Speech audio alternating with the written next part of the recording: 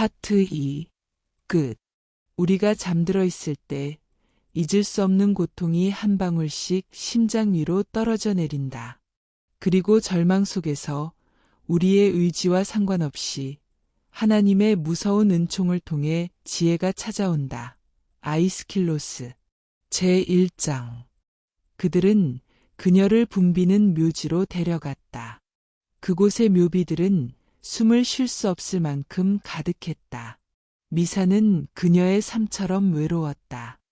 브루클린에서 온 그녀의 형제들, 그녀에게 외상을 주던 모퉁이 식료품점 주인, 어둠 속 창문 없는 세상으로 그녀가 내려가는 모습을 지켜보며 데미안 카라스는 오래전 잃어버린 슬픔으로 흐느꼈다.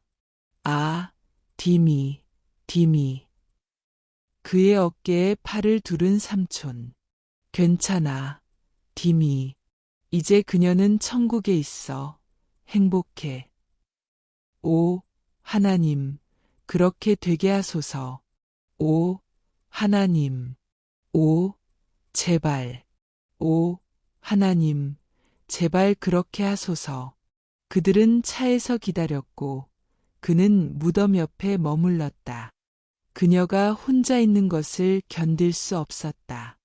펜실바니아 역으로 가는 길에 그는 삼촌들이 이민자 억양으로 병에 대해 이야기하는 소리를 들었다. 패기종 담배 끊어야 해. 작년에 거의 죽을 뻔했어. 알고 있었어? 분노의 발작이 입술을 뚫고 나오려 했지만 그는 그것을 억눌렀고 부끄러움을 느꼈다. 그는 창밖을 바라보았다. 그들은 겨울 토요일 아침마다 그녀가 우유와 감자 자루를 가지러 갔던 구호소를 지나갔다. 여름에는 그녀가 센트럴파크 동물원에 글을 두고 플라자 앞 분수에서 구걸하곤 했다. 호텔을 지나치며 카라스는 흐느끼기 시작했고 그러다 추억을 삼키며 후회의 눈물을 닦아냈다. 그는 왜 사랑이 이 거리를 기다렸는지, 왜 그가 만지지 않아도 되는 순간을 기다렸는지, 왜 인간의 항복과 접촉의 한계가 지갑에 들어있는 미사 카드 크기로 줄어들었는지 궁금했다. 그는 알고 있었다. 이 슬픔은 오래된 것이었다. 그는 저녁 식사 시간에 맞춰 조지타운에 도착했지만 식욕이 없었다. 그는 오두막 안을 서성였다. 예수의 친구들이 조의를 표하러 잠시 들렀다. 기도를 약속하며 떠났다. 밤 10시가 조금 지나서 조 다이어가 스카치 한 병을 들고 나타났다. 그는 자랑스럽게 병을 보여주었다. 치바스 리갈. 그 돈은 어디서 낯서 가난한 사람들 기부함에서 가져온 거야. 멍청한 소리 하지 마. 그건 내 가난한 서원을 깨는 거야. 그럼 어디서 구한 거야? 훔친 거야. 카라스는 미소를 지으며 고개를 저으며 잔과 주석 커피컵을 가져왔다. 그는 그것들을 작은 욕실 세면대에서 씻고 말했다. 널 믿어. 이렇게 큰 믿음은 본 적이 없어. 카라스는 익숙한 고통을 느꼈다. 그는 그것을 떨치고 다이어가 침대에 앉아 병을 따고 있는 곳으로 돌아갔다. 그는 다이어 옆에 앉았다. 나중에 고해성사를 듣고 싶어. 아니면 지금? 그냥 따라 서로 용서하자. 카라스가 말했다. 다이어는 잔과 컵에 깊이 따랐다. 대학 총장은 술을 마시면 안 돼. 나쁜 본보기가 되니까. 내가 그를 끔찍한 유혹에서 구해준 셈이지. 카라스는 스카치를 마셨지만 이야기는 믿지 않았다. 그는 총장의 방식을 너무 잘 알고 있었다. 간접적으로 주는 사람, 그는 항상 전달하는 방식으로 주었다. 다이어는 친구로서 왔지만 총장의 개인 사절로서도 왔다. 그래서 다이어가 혹시 쉬고 싶지 않아? 라고 말했을 때 예수의 정신과 의사는 그것을 희망적인 미래의 징조로 받아들이고 순간적인 안도감을 느꼈다. 다이어는 그에게 좋았다. 그를 웃게 만들었다. 크리스 맥닐과 예수의 징계 담당자에 대한 새로운 일화를 들려주었다. 그는 많이 마시지 않았지만 계속해서 카라스의 잔을 채웠고 그가 충분히 취해 잠들 수 있을 때까지 기다렸다가 침대에서 일어나 카라스를 눕혔다. 그는 책상에 앉아 카라스가 눈을 감고 중얼거리기 시작할 때까지 계속 이야기했다. 다이어는 일어나서 카라스의 신발끈을 풀었다. 그는 신발을 벗겼다. 이제 내 신발을 훔치려고 카라스가 혀꼬인 소리로 중얼거렸다. 아니, 주름을 읽고 운세를 봐주려고. 이제 조용히 하고 자. 넌 예수의 도둑고양이야. 다이어는 가볍게 웃으며 벽장에서 코트를 가져와 그를 덮어주었다. 들어봐, 여기 청구서 걱정할 사람이 있어야 해. 너희들은 그냥 가에 있는 히피들을 위해 묵주를 흔들고 기도만 할 뿐이잖아. 카라스는 아무 대답도 하지 않았다. 그의 숨소리는 규칙적이고 깊었다. 다이어는 조용히 문으로 가서 불을 껐다. 도둑질은 죄야. 어둠 속에서 카라스가 중얼거렸다. 나의 잘못이야. 다이어가 부드럽게 말했다. 잠시 기다린 후 다이어는 카라스가 잠든 것 같아 오두막을 떠났다. 밤중에 카라스는 눈물로 깨어났다. 그는 어머니 꿈을 꾸었다. 맨해튼의 높은 창가에 서 있는 그는 길 건너편 지하철 출구에서 나오는 어머니를 보았다. 그녀는 갈색 종이 쇼핑백을 들고 길가에 서서 그를 찾고 있었다.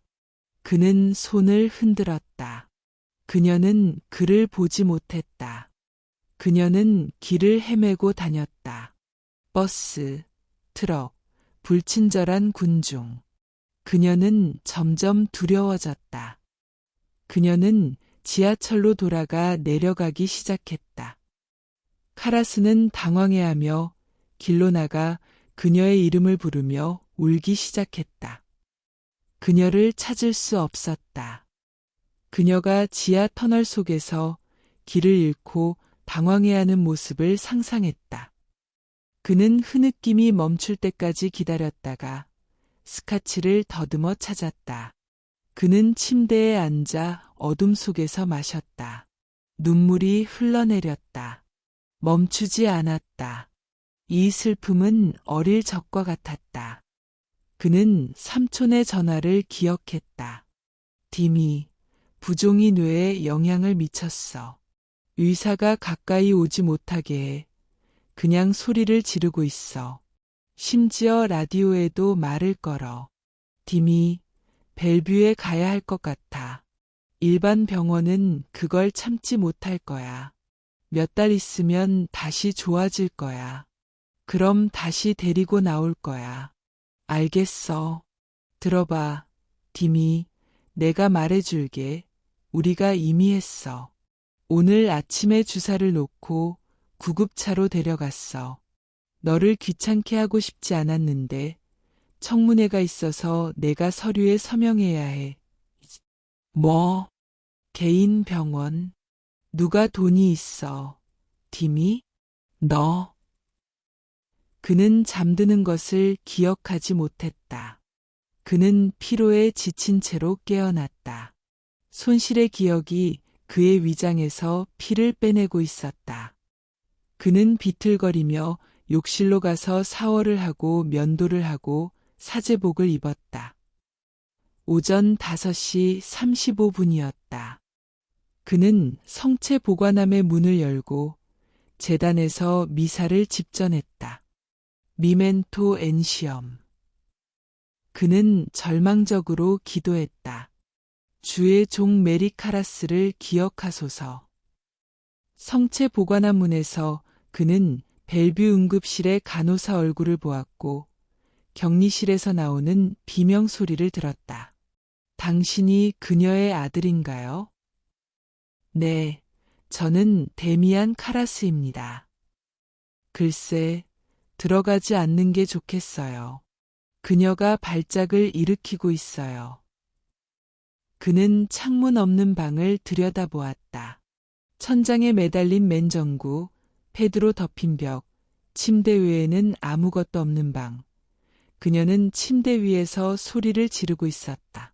그녀에게 우리가 기도하오니 휴식과 빛과 평화의 장소를 주소서. 그녀가 그의 시선을 느끼고 갑자기 조용해졌다. 그녀는 당황한 표정으로 문 쪽으로 다가왔다. 디미, 왜 이런 짓을 한 거야? 왜? 그 눈빛은 어린 양보다 더 순했다. 아뉴스데이. 그는 고개를 숙이며 중얼거렸다. 하나님의 어린 양이시여, 세상의 죄를 없애시는 분이시여, 그녀에게 안식을 주소서. 그는 눈을 감고 성체를 들고 있을 때 어머니가 청문회실에 앉아 있는 모습을 보았다. 그녀의 손은 조용히 무릎 위에 모여 있었고 벨뷰 정신과 의사의 보고서를 설명하는 판사의 말을 듣고 있었다. 그 말을 이해하시겠어요, 메리? 그녀는 고개를 끄덕였다. 입을 열지 않았다. 그들은 그녀의 틀니를 뺏어갔다. 그럼, 메리, 그 말에 대해 어떻게 생각하세요? 그녀는 자랑스럽게 대답했다. 내 아들이 나를 대신해 말할 거예요. 카라스는 성체 위에서 고개를 숙이며 고통스럽게 신음했다. 그는 자신이 그렇게 할 자격이 없다는 듯이 가슴을 치며 중얼거렸다. 도미네, 농숨 디그누스. 나는 자격이 없습니다. 말씀만 하시면 제 영혼이 치유될 것입니다. 모든 이성과 지식을 넘어 그는 자신의 기도를 들어줄 누군가가 있기를 바랐다. 그는 그렇게 생각하지 않았다. 미사 후 그는 오두막으로 돌아가 잠을 청했지만 소용이 없었다. 그날 아침 늦게 한 번도 본 적 없는 젊은 사제가 예고 없이 찾아왔다. 그는 문을 두드리고 안을 들여다보았다.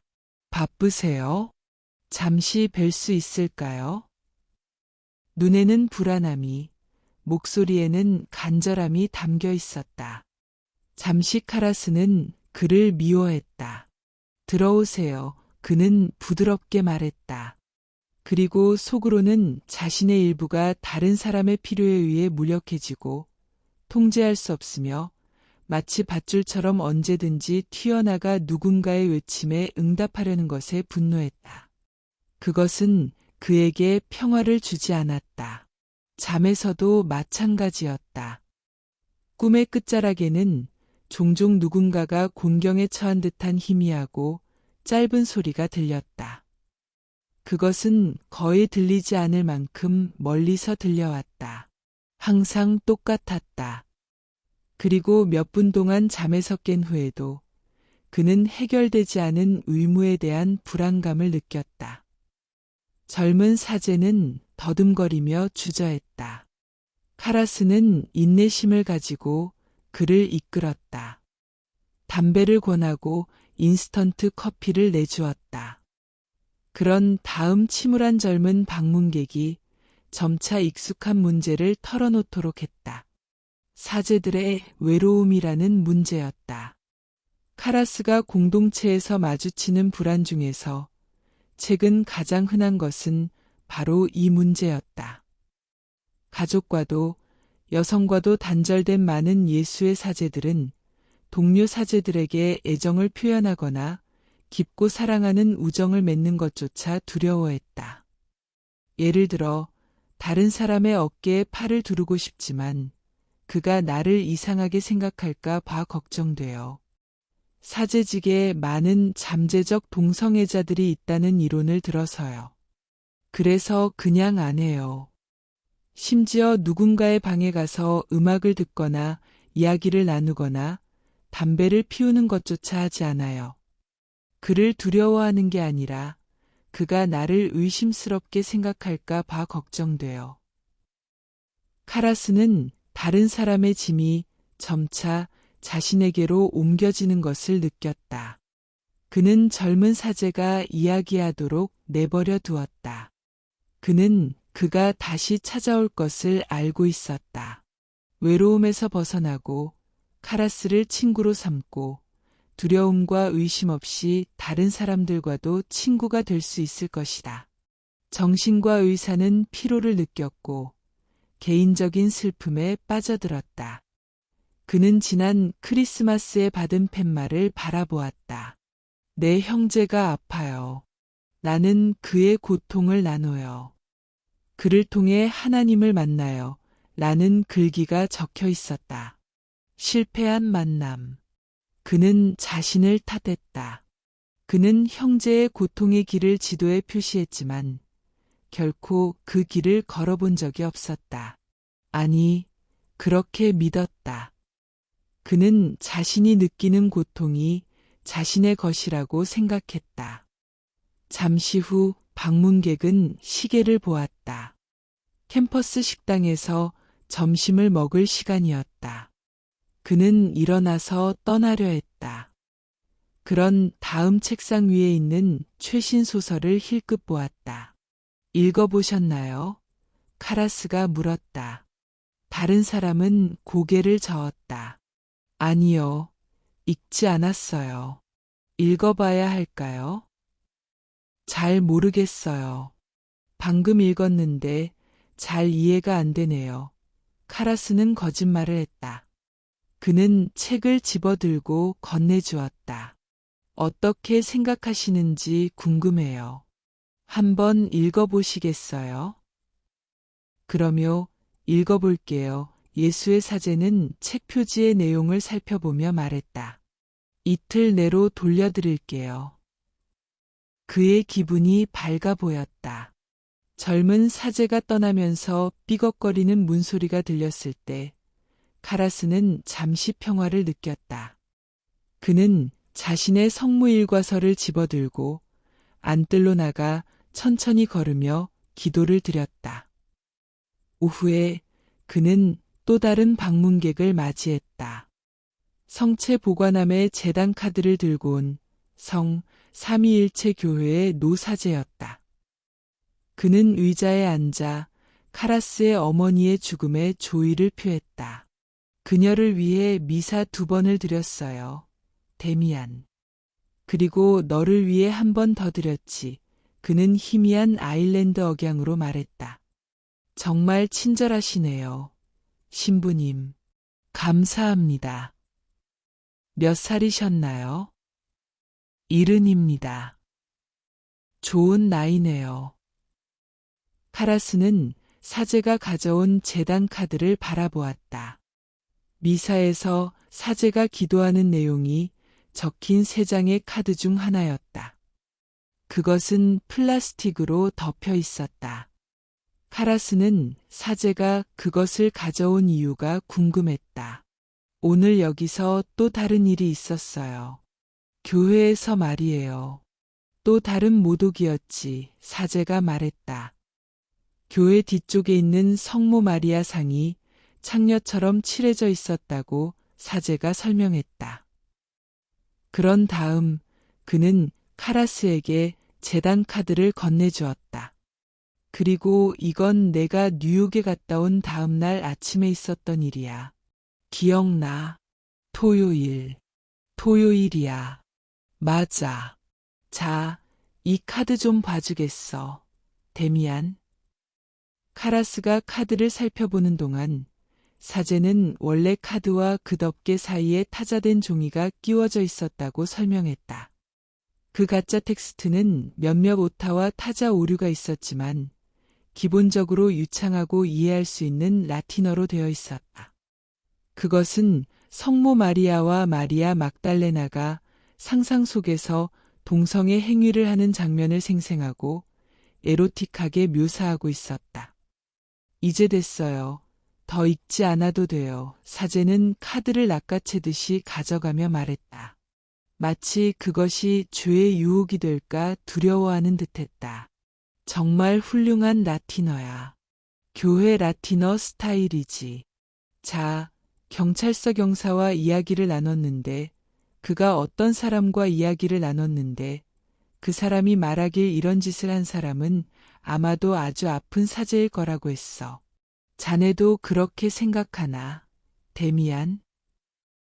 정신과 의사는 잠시 생각에 잠겼다. 그런 다음 고개를 끄덕였다. 네, 그럴 수도 있어요. 반항을 행동으로 표출하는 것일 수도 있어요. 완전한 몽유병 상태에서 말이죠. 잘 모르겠어요. 그럴 수도 있어요. 아마도요. 후보자가 생각나는 사람 있나? 데미안? 무슨 말씀이신지 모르겠네요. 글쎄, 언젠가는 자네를 찾아올 거야. 그렇지 않나? 캠퍼스에서 아픈 사람들 말이야. 그렇게 생각하지 않나? 그러니까 그런 병에 걸린 사람들 말이야. 있다면 말이지. 아니요, 모르겠어요. 그래, 그렇게 생각했어. 자네가 말해주지 않을 줄 알았지. 글쎄요, 저도 잘 모르겠어요. 신부님. 몽유병은 다양한 갈등 상황을 해결하는 방법 중 하나이고, 일반적으로 상징적인 방식으로 해결되지요. 그래서 저도 잘 모르겠어요. 만약 몽유병 환자라면 그는 아마도 자신이 한 일에 대해 전혀 기억하지 못할 거예요. 그래서 그도 전혀 모를 거예요. 만약 자네가 말해준다면 어떻게 될까? 사제가 교활하게 물었다. 그는 귀를 잡아당기는 버릇이 있었는데 그것이 그가 교활하다고 생각할 때 나타나는 버릇이었다. 정말 모르겠어요. 정신과 의사가 되풀이했다. 그래, 그래.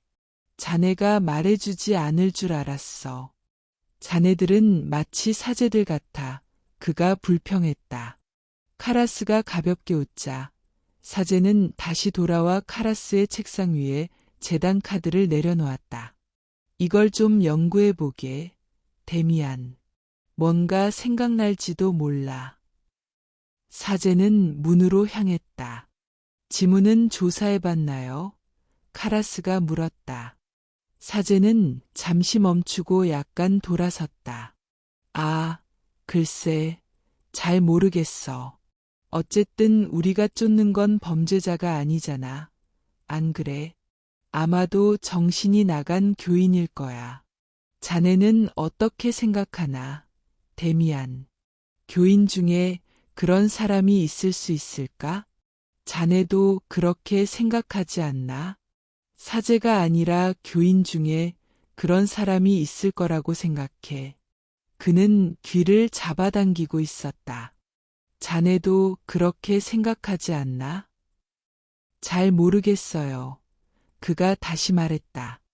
그래, 자네가 말해주지 않을 줄 알았어. 그날 늦은 시간, 데미안 카라스 신부는 상담사 직책에서 해임되었고, 조지타운 대학교 의과대학에서 정신과 강사로 임명되었다. 그의 임무는 휴식이었다.